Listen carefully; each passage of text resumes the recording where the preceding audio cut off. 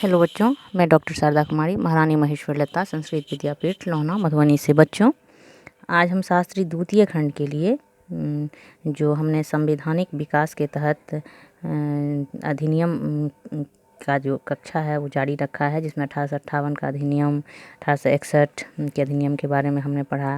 1800 इससे पूर्व की कक्षा में हम 1892 ईस्वी की अधिनियम के पारित होने के क्या कारण थे उस पर हमने प्रकाश डाला था। उसके बारे में हमने चर्चा की थी कि 1861 ईस्वी के अधिनियम से भारतीय जो थे वो संतुष्ट नहीं थे और विधानमंडलों की रचना में दोष थे, निर्वाचन प्रणाली स्वीकार नहीं की गई थी और भी बहुत सारे अन्य कारण थे, जिसके कारण जो है लोगों को लग रहा था, भारतीयों को खासकर लग रहा था कि नहीं, एक नया अधिनियम अब बनना चाहिए था। धीरे धीरे चूँकि समाज में जो है वो नवजागरण का संचार हो रहा था, शिक्षा एवं पाश्चात्य शिक्षा पद्धति जो है उसने भारत में नवजागरण लाना प्रारंभ कर दिया था।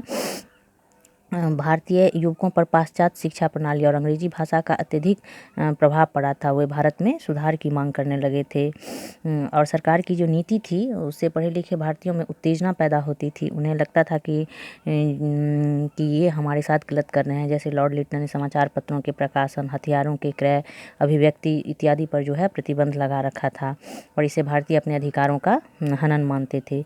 अंग्रेज जो है वो भारतीयों को हे दृष्टि से देखते थे। इस कारण भारतीय विदेशी सरकार के विरुद्ध हो गए थे। तो इन सब कारणों से नए अधिनियम की आवश्यकता हुई थी, जिसकी चर्चा हमने इसके पूर्व की कक्षा में हम कर चुके हैं। आज हम अधिनियम 1892 ईस्वी जो लागू हुआ तो इसकी धाराएं कौन कौन सी थी, जिसमें क्या बातें थी, उससे संबंधित बातों पे आज हम चर्चा करेंगे। सबसे पहले इसमें हम देखते हैं कि केंद्रीय तथा विधान परिषदों में अतिरिक्त सदस्यों की संख्या में वृद्धि करने का जो है वो प्रावधान इस अधिनियम के तहत बना।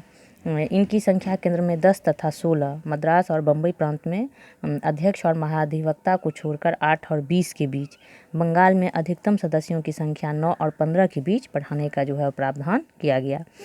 यह व्यवस्था की गई कि किसी भी भारतीय को परिषद का सदस्य बनाया या नामजद किया जा सकता है। दूसरी बात जो इसमें हम देखते हैं वो है कि अतिरिक्त सदस्यों की नामजदगी के संबंध में नियम बनाने के अधिकार गवर्नर जनरल को मिले, किंतु गवर्नर जनरल अपने अधिकारों का उपयोग स्वपरिषद भारत मंत्री की स्वीकृति मिलने पर ही कर सकता था। इससे नामजद गैर सरकारी सदस्यों में से कुछ ऐसे हों जिन्हें गवर्नर जनरल अथवा गवर्नर किन्हीं संघों अथवा निकायों की सिफारिश पर नामजद करे। इस प्रकार विधानमंडल में निर्वाचित तत्वों को सम्मिलित किया गया। इसके बाद हम देखते हैं कि इस अधिनियम ने कौंसिलों की कार्यकारिणी में सुधार लाने के प्रावधान बनाए। इसने कौंसिल के कार्य क्षेत्र को भी बढ़ाया।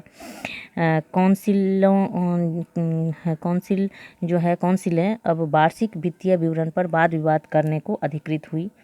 सदस्यों को सरकारी वित्तीय नीति की आलोचना करने का अधिकार मिला, किंतु वे बजट पर एक एक करके मत नहीं दे सकते थे। वे कार्यपालिका से सार्वजनिक महत्व के विषयों पर सीमा के प्रतिबंध को स्वीकार करते हुए प्रश्न पूछ सकते थे। यानी प्रश्न पूछने का अधिकार तो हम देखते हैं यहाँ पे, लेकिन हालांकि बजट पर जो है मत देने का अधिकार अभी भी इस अधिनियम के तहत भी नहीं दिया गया।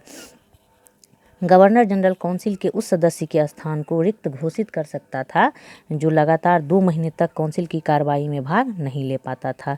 अगर कोई व्यक्ति जो है वो 2 महीने तक काउंसिल की कार्रवाई में भाग नहीं लिया तो उस स्थान को गवर्नर जनरल जो है अपने पावर के तहत उसको ये अधिकार था कि उसको रिक्त घोषित कर दे। गवर्नर या गवर्नर जनरल रिक्त स्थान पर किसी अन्य व्यक्ति का नाम मनोनीत कर सकता था। इस अधिनियम की ये जो है सुधाराएँ थी और ये अधिनियम जो था इसमें कुछ गुण भी थे और कुछ दोष भी थे। तो इस अधिनियम की जब इतिहासकार समालोचना करते हैं तो पाते हैं कि कुछ इसके गुण थे। पहले हम गुणों पे चर्चा कर लेते हैं, इसके बाद हम इसमें जो दोष थे, इसमें जो खामियां थी उसकी चर्चा हम अगले क्लास में करेंगे। इस अधिनियम ने प्रशासन में 3 प्रकार के परिवर्तन किए। सदस्यों को सरकार की वित्तीय नीति की आलोचना करने का अधिकार मिला। द्वितीय, उन्हें प्रश्न पूछने का अधिकार मिला और तीसरा, सदस्यों की संख्या में वृद्धि हुई। इन परिवर्तनों ने प्रशासन को प्रभावित किया।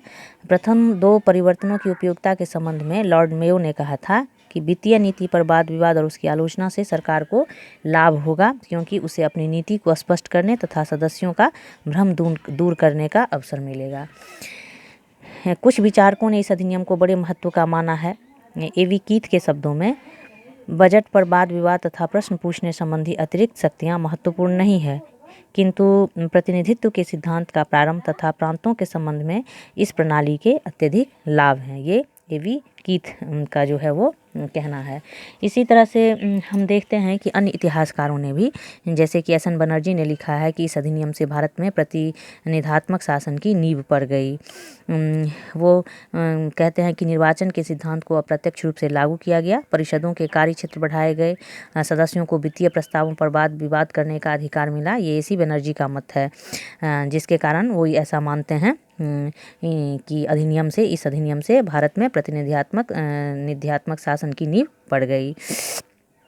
तो ये कुछ इतिहासकारों के मतानुसार इस अधिनियम के गुण थे। लेकिन हम देखेंगे अगले कक्षा में, हम देखेंगे कि इस अधिनियम की धाराओं में बहुत सारे दोष थे और ये अधिनियम भी भारतीयों को संतुष्ट नहीं कर सका। तो उस पर हम अगले क्लास में चर्चा करेंगे। तब तक के लिए इतना ही, धन्यवाद।